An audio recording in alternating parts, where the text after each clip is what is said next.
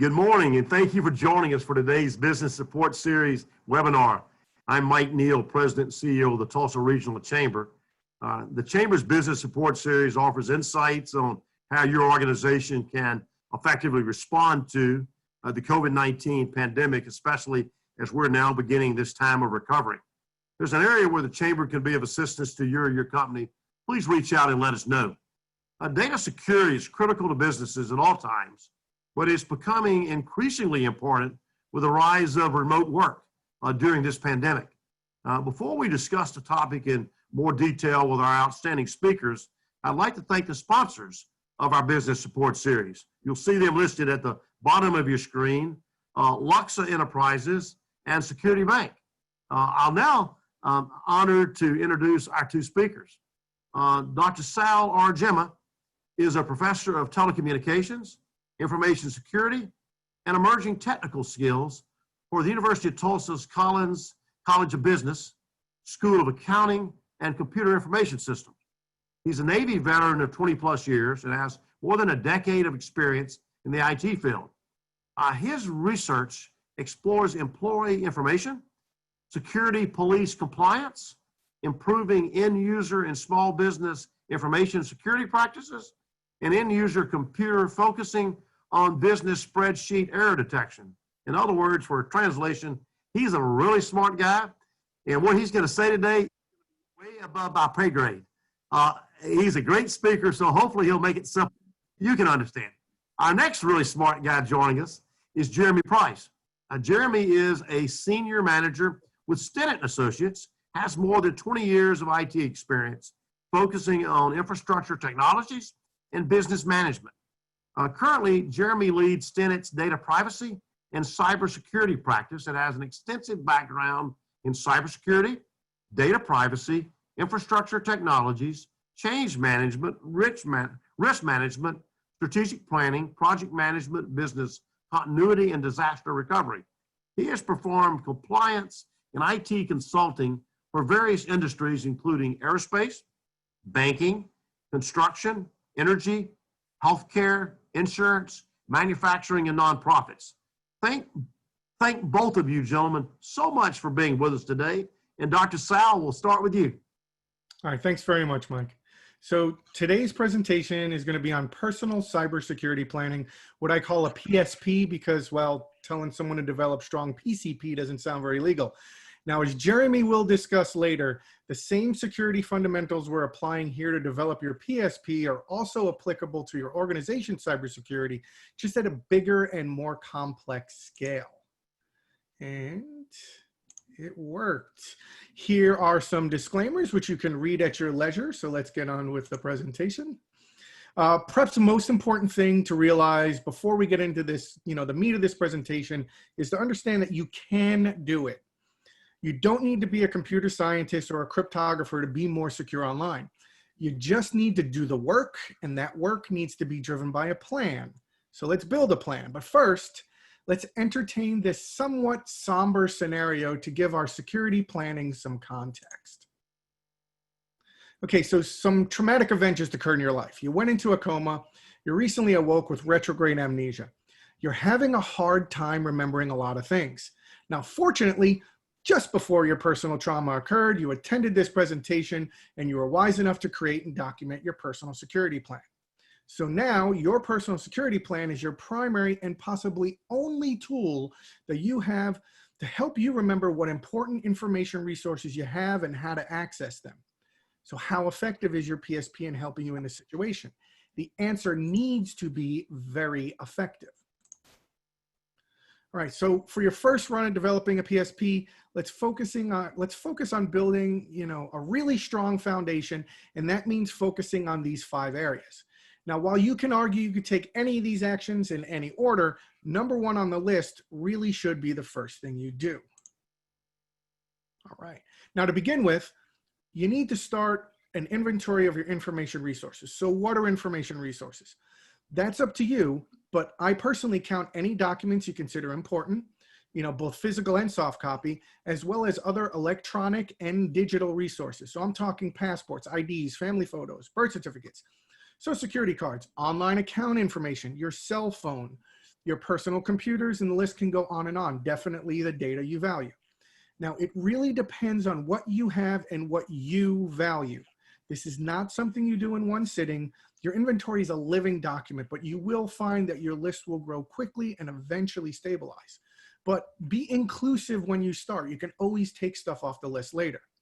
The next steps are not quite as easy. You, and only you, must complete a subjective risk assessment for each item on your inventory. So what are the likely threats? Well, the kind of threats depend on the kind of asset. The most common threats are loss, like as in you lose an item. There's theft, there's inadvertent damage, and then of course having the information corrupted. Next, you need to ask yourself, how bad are the consequences if any of those threats come true? So you need to be descriptive and be aware that these consequences can change over time. You know, for a simple example, let's think about family photos. Maybe they're not that important to you when you're younger, but as you get older, some of those photos can become quite precious and something you need to protect more. Next, you need to guesstimate the likelihood of those threats coming true. And I don't have a magic formula for you here. Make your best guess and don't be afraid to reassess over time. Now, once you've identified your assets, the threats to those assets, the potential consequences, and the likelihood of those threats coming through, only then can you prioritize your protection efforts. And remember, if everything's a top priority, then nothing is. Now, finally, at this point, you can start figuring out how to protect your assets. This can take some research on your part, but at least now you'll be able to focus your efforts on the more important assets first. Okay, this is an example inventory I have my students fill out in classes in a spreadsheet, and it covers all the steps I just mentioned, but I don't show all the fields. Now, it has a lot of fields shown here. Let's look at an example for a not hugely important resource I have. And it's not usually important until it does become important, like, you know, when I lose it. So here's a single slide version of the essential elements of information for your PSP asset inventory. You'll note that it's for my car remote entry key fob, and maybe that's not what you would expect on an information resource inventory, so let me explain. Now, I read too much, and in particular, I read too much about cybersecurity, and I've read too many articles over the years about criminals using cheap electronics to boost the near-field communications, the NFC, on car fobs and then steal the cars. Now, I don't have a fancy car. I'm a college professor.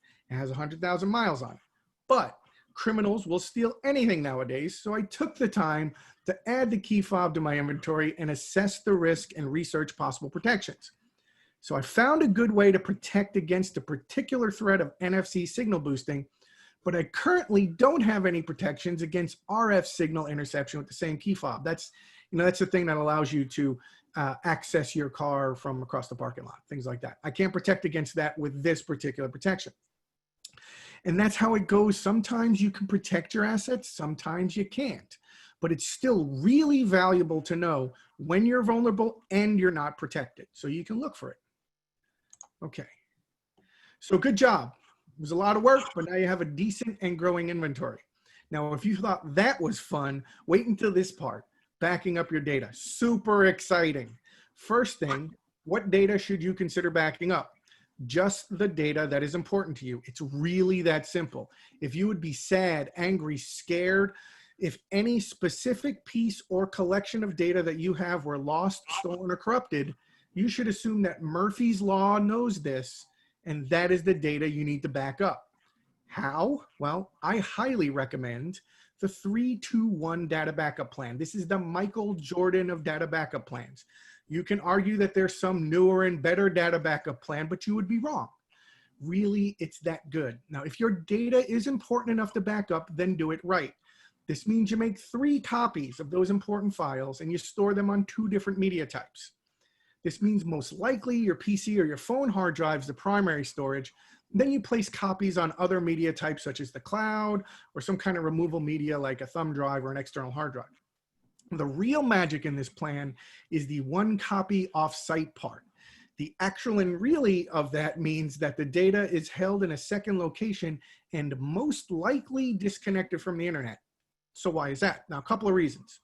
One, if all your backup media are in your house and your house gets robbed or burns down, then your data is gone. You don't have any backups. Second, let's say you use a cloud file service like I do. I use Dropbox, Google Drive, a whole bunch of them. the cloud is definitely off-site. But then your computer gets hit by some nasty ransomware. The bad guys know to encrypt your files and then delete the unencrypted files in your cloud storage. And no more backups. Very sad. That's why you keep an offline backup if you can. Now, if the 3-2-1 data backup plan sounds too hard, it is not. Does it take some time to identify your important data and plan out how you're going to back it up? Sure. But if you care about the data, and there's definitely some data you should really care about, then as MG would say, just do it. All right, so I have something that looks like this to track which data on different media I use and how often I back up different types of data. This is just an illustration example. But what you really need is to set up calendar entries to remind you when to back up your data. And when you do get that reminder, don't just click the OK button and move on. You need to do the work. Okay, now, even if you do all that work, it doesn't matter if you don't verify your backup plan actually works. Go ahead and ask any IT person you know if they have a sad data backup story. And if they say they don't, they just don't want to talk about it because they're going to therapy about it, okay? So like Fight Club, there are a couple of important rules in data backup. Rule 1, never trust your backups. And because of Rule 1, Rule 2, always verify your backups actually backed up your data. So I'm going to say this again because it's that important. Back up your data. It's worth the effort. Now on that, I'm going to hand this presentation off to Jeremy. Jeremy, take it away.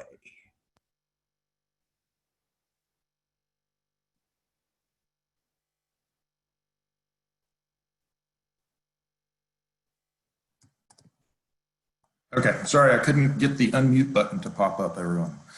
Okay, well, thank you very much, Sal, and Mike as well. Let's move quickly into account access management. So this is also a part of the PSP that we need to consider. So, what is account access management? It's basically just a fancy way of saying passwords, strong passwords, and two-factor authentication. So we've all heard this before. What is a strong password? It has features like it's long. We do not want to use passwords that are found in dictionaries. And we don't want to use passwords, obviously, that are easily guessed. One of the most critical things is to never reuse a password. I'm going to say that again. Do not reuse passwords. And also, try not to use slight variations of passwords. The reason for this is these passwords are often breached at different organizations. And if you use the same password from one site to another, you're going to end up with issues in recovering, or we're going to end up with issues that people can log into any of your sites that you're using that password with. The other thing is people have issues with memorizing passwords. It's very difficult to memorize passwords. So the next thing that we need to consider is, how bad is this password issue?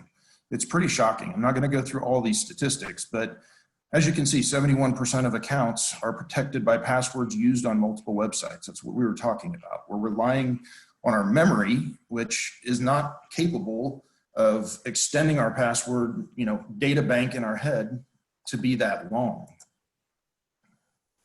So what can we do about this? We can go out and try and determine if our passwords have been compromised. This is a really cool site. It is a legitimate site. HaveIBeenPwned.com. Notice there's no A. But if you put in your email address with any of your associated email accounts, you're going to find out whether or not your password has been breached. There's billions of different combinations in this database. Sal and I were chatting before this. He's had 17 different hack attempts on his account where they've actually gotten his password. And luckily mine's only had 4. But I do encourage you to use this tool. It's very valuable. Everyone should check it out. It will help you to understand how many instances of your password is in the hands of hackers today. So as you can see on the right-hand side, this is under Sal's account, and he's got Adobe, LinkedIn, as well as a whole slew of others. So what's the solution? We need to obviously stop trying to memorize long passwords. We've got hundreds of accounts floating around in cyberspace. Really what we need to do is use a dedicated password manager. This means that you really only have to memorize one strong master password. All the data in these applications is encrypted, so it's much safer than not using one at all. Password managers have all the features that you see listed here. We can add the password manager to all your mobile devices and your computers so that it syncs between them. So anywhere you are at any time, you have access to these very strong passwords that are individual and not reused across sites. So here's a listing of some of the most popular password managers.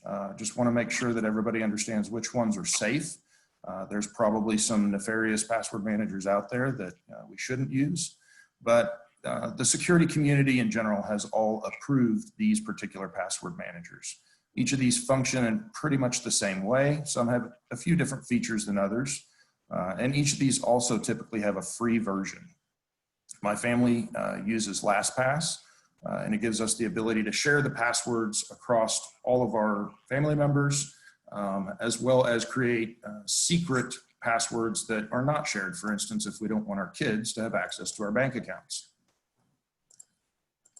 So the second part of this is two-factor authentication, or multi-factor authentication as it's often called. Really what this is combining something you know with something you have, like a mobile device that you can receive a text message on, or a code of some sort, or something that you are.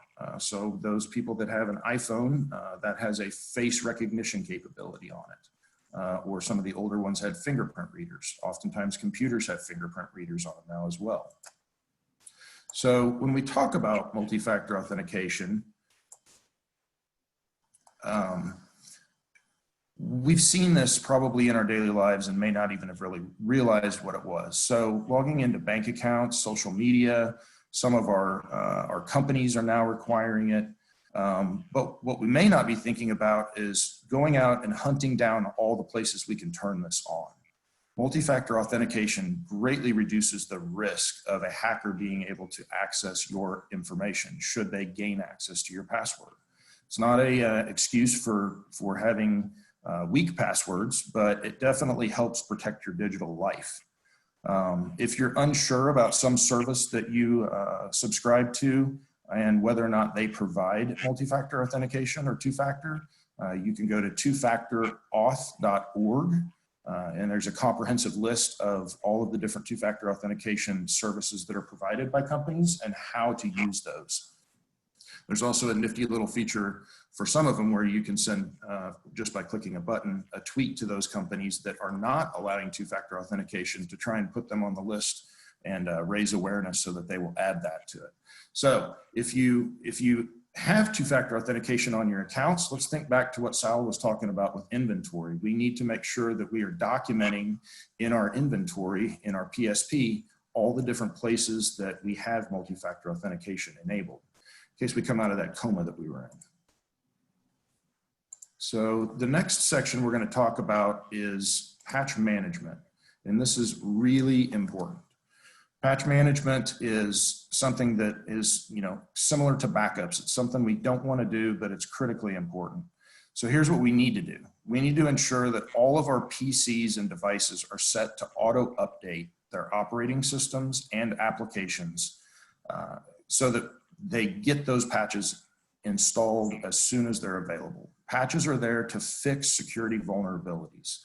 So unfortunately, not every application has this feature of auto update, and also sometimes auto update fails.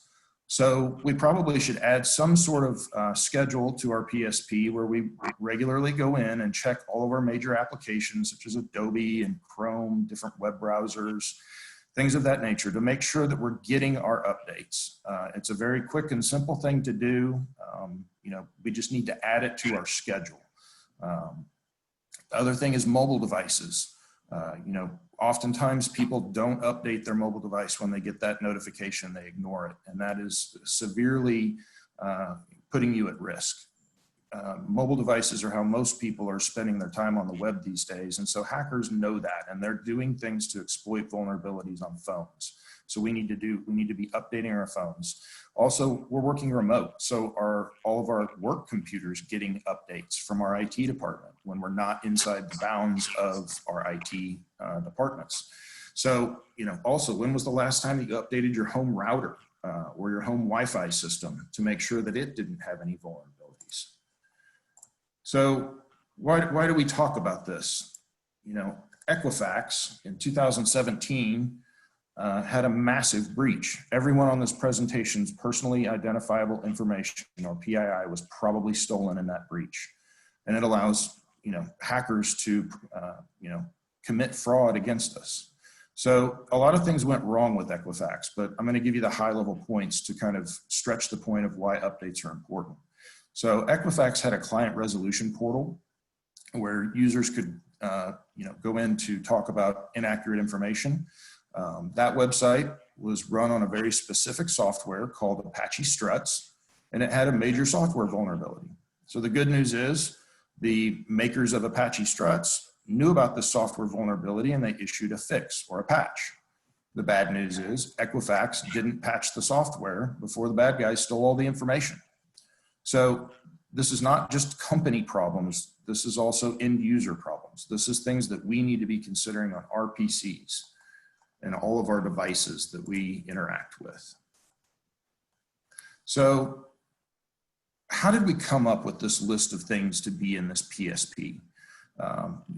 We looked at frameworks. Frameworks are what the folks in cybersecurity and in your IT departments utilize to map out what controls they need to implement to most reduce the risk of having a cyber event occur. So you need to be talking to your IT departments. If you're in the position or have a role in your organization that you can start the conversation and start a dialogue to understand, how is your IT department, or especially if you're a small business and you outsource that, how is that managed service provider or MSP handling IT security or cybersecurity? What frameworks are they using? Are they actively mapping those controls? We want to fully understand that. So here's an example of a very common framework that is used in the IT industry. This is from Center for Internet Security, and it's called the Critical Security Controls. And as you can see, number 1 and number 2 in this list are inventory controls. Number 3 is vulnerability management. That's patching. Number 4 deals with user accounts and multi-factor authentication. Number 10 is data recovery capabilities. So these are all what Sal has outlined as being part of this PSP. But however, you can tell this listing of controls is much, much larger than what our small personal plan is going to entail. So IT organizations in companies of any size should be performing risk assessments using frameworks like this to ensure that the appropriate protections are in place to protect the data that your organization needs secured. So congratulations. You now have a PSP developed, but how good is it? Don't rely on your own opinion. Find someone in your family or a trusted friend and have them walk through it and see if they can follow it without you helping them. Think of this as maybe an extension of your will in some instances. You have a lot of important information in this document now. So add this document to your information inventory that was mentioned in step 1, and make sure that you're giving this the highest level of protection and priority that's possible. With that, I'm going to turn it back over to Mike so that we can go through some questions. Thank you so much, Dr. Sal and Jeremy. We sincerely appreciate excellent presentations. We only have about 5 minutes remaining, so we'll just do a couple questions very quickly. The first question, gentlemen, is how can a business assess its current risk level for some type of data or security breach as you gentlemen have described? How's the best way to assess that level? I'll take the first stab at it. Really it's risk assessments and control assessments. I mean, that's the best advice I can give. We need to be determining what kind of data we have. What is our crown jewels? How are we protecting it today? And what do we need to do in the future to protect it better? Another thing to consider is if your organization has any sort of operations technology networks. So if we're manufacturing or energy, things of that nature where we have automation, we need to be looking into that as well. Those are areas that, that hackers are definitely interested in, and that area is an area of growing concern. Yeah, So, I agree. Yeah, I agree with that. There are numerous risk management frameworks out there. One of my favorites is this NIST Special Pub 837. It helps organizations understand and address risk related to data and IT. And the fundamentals of these frameworks, as Jerry mentioned briefly, they're already embedded in what we talked about in the PSP process. But one of the outcomes of this PSP process that we presented today is that you're soon going to see it takes a lot of effort and knowledge to do this well. And that's really why you should consider bringing in an organization that's proficient in these activities. And I would recommend Stinnett, as a matter of fact, as one of the organizations that I know do it well. thank you for that, Sal. That was an unpaid endorsement. How about that, Jeremy? You don't get too many of those. That's impressive. Yeah. Next question is, what precautions, or maybe I should say, what extra precautions should employers take to protect data while employees are working remotely? As you've described, so many of our companies have our employees working remotely, or significant number of our employees working remotely. What should we do? What should we be doing to best protect that data? You know, there's been a lot of talk about this in the industry. You know, one of the things that we've seen a lot of is kind of what we call a rogue IT department. So, you know, you get power users or people that really know a lot about technology, or they think they do, and they think, you know, well, I have a solution to this problem. And so they go out and they get something that's not approved by the organization, like Dropbox, for instance. You know, they're trying to solve a problem quickly. I need to transfer files to one of my vendors or something of that nature, and they're not using approved solutions. You should also, as we mentioned in the PSP, ensure that you have appropriate patch management in place. IT organizations are used to those PCs coming into the office and touching the network. If we don't have those PCs touching the network, do we have system capabilities to patch our systems when they're remote? And probably one of the largest ones, you know, we've all heard of business email compromise scams. We need to be vigilant with email. Phishing scams related to the current crisis are rampant and can be extremely convincing. You know, I'm sure in some of your series of talks, Mike, you've probably heard people talk about, you know, phishing emails related to COVID. They're looking really, really realistic. You know, Google and some of the security companies have noted that there's tens of thousands of URLs that have been registered that look like they're related to COVID, that users might click in an email, but actually those websites are malicious in nature. Sal, you have anything to add? Sal, you want to add to that? Yeah, so fundamentally, I think the challenge isn't taking extra precautions. It's to try to figure out how you meet your current expectations for security in an environment where your IT staff doesn't have direct control. So if you haven't done so already in your business, you should assume that your work from home workers are connecting to your networks and applications across untrusted networks with unmanaged equipment. Maybe stuff they just bought from Best Buy, okay? So when you accept that that's what you have, that's the challenge, then you can start finding the right security protections. And those protections might be technical, but they also can be procedural, and you don't have to buy a box for it. So understand the risk of work from home, figure out how it's different what you're currently doing, and then make the appropriate changes. Gentlemen, we have 1 minute remaining, and a quick question. If a security breach does occur, what are some steps a business should take to recover and move forward? 30 seconds each. Cyber incident response plan. You need to have one documented. You need to be testing that plan. That's preferred. There's many templates out there from the NIST organization that Sal just mentioned a moment ago that can help guide you through the process of creating a cyber incident response plan. You need to understand also any regulatory requirements which you might be required to you know, issue breach notification to. This is really a huge topic. We could probably talk about this for a couple hours. Sal. Yeah, I absolutely agree. That is the answer. You need an incident response plan. And just like your data backup plan, you need to test it. You can do that through tabletop exercises or preferably, regular tests using realistic scenarios. Just understand this, an untested incident response plan is guaranteed to fail you. So develop a plan and then test it, and you'll be in a much better shape. Thank you, gentlemen. Thank you both so much. Please join me in thanking our speakers, Dr. Sal and Jeremy, for joining us today. Again, I'd like to thank Luxa Enterprises and Security Bank for their generous support of this series. Anyone who came in late, called in by phone, or would like to share this webinar, a recording will be posted on the Chamber's website later today. I'd like to tell you about a couple of other upcoming Chamber events. Tomorrow at 9 a.m., we'll host a virtual healthcare forum featuring a panel discussion about telehealth. Next Tuesday, June the 23rd, we'll offer free implicit bias training, which will be led by Tracy Spears of Exceptional Leaders Lab in the Chamber's own Kuma Roberts, our Vice President of Diversity, Equity, and Inclusion. You can register for all upcoming virtual events on tulsachamber.com/events. And please note that advanced registration is required for security purposes. If you found today's event valuable and would like to help us ensure that we can continue to bring informational programs like this to you, please consider making a donation to support our mission. The donation form is available at tulsachamber.com/support our mission.